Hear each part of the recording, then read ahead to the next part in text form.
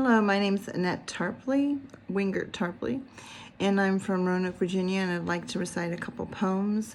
The first poem I know by heart, I wrote 3 years ago, and it tells about the demise of a relationship, talks about the good, the bad, and I rise above it in the end. It's called Broken Dreams. A love that flourished, so fresh and new, a man who promised to be loyal and true. My heart I gave you to hold and to keep, in arms they once held me as I went to sleep. Lips they merged, holding steadfast at night. The morning then dawned and the sun did grow bright. You promised me you'd love me for a lifetime, you said, or vows now spoken with a life together ahead. The love in the marriage was so wonderful and bliss, but soon I realized something was amiss. You grew so cold, and your touch I no longer felt, and a love once true soon began to melt. A flame that burned so hot and true was now growing dimmer and no longer grew. My heart you held once near your own. The house where we live is no longer a home. Soon I watched as you grew distant and cold, and wondered, will we be together as we grow old? Promises once spoken, love whispered in my ear. Come a bit closer and let me make this clear. You are no longer a man I yearn for. You're not a man one should love and adore. True love and respect were never part of the game, and once I realized this, things were never the same. A man of honor and integrity and truth you claimed to be. But then your true colors showed through, and I began to see. None of these things ever were you. It was a picture you painted and fairy tale you drew. The love of the marriage can no longer be saved. Love and time, these things you no longer gave.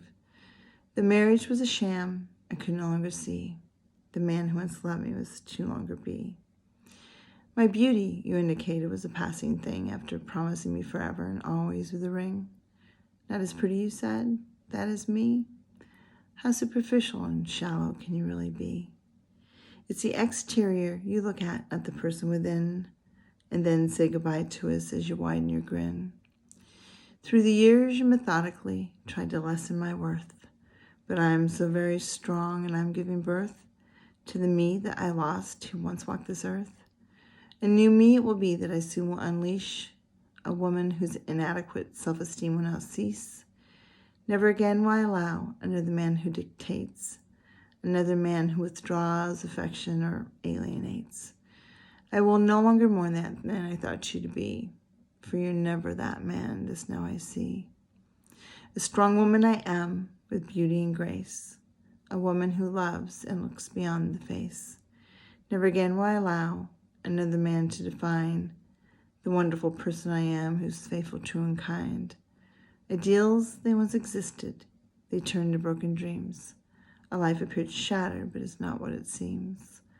I go forth with confidence in the midst of new dreams, dreams full of happiness, life that starts anew, embracing each day and following it through, to live my life as I wish from now on, the key factor being that you are now gone. It's Broken Dreams. The other one, I don't know by heart. I just wrote it yesterday. But it is called The Gift of Time. It tells a little story. The old woman opened the chest of drawers. In a pocket watch she withdrew.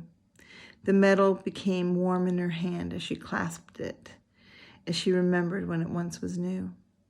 She fondly recalled now and reminisced of the day in which she purchased it for him. 1 year for their anniversary, it was the appropriate gift. Her husband said wasting time was a sin. Her husband often spoke of the gift of time. We're all given the same amount and are responsible for its use.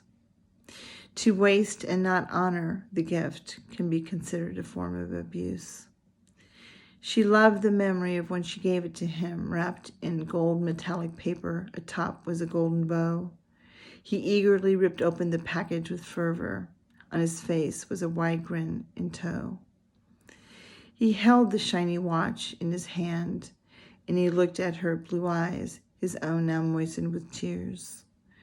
He then told her how symbolic the gift was, for my time with you has been blessed with many years. They held hands that night, and he stood up from the couch and he said, "Ma'am, may I have this first dance?" They waltzed through the evening, his hand on her waist, and he said, "I want to tell you something while I still have the chance. I want you to know how much you mean to me. Every minute I spend with you has been a little piece of heaven. The time I spend with you will never be enough, even if I'm blessed to live to the ripe age of 97. They continued to hold each other close as they danced through the night. No care for time was then taken. Their intention was to put time on hold, display their devotion, so their love would never be mistaken. She unclasped her hand, and she returned the watch to its case. For her husband and her heart did pine.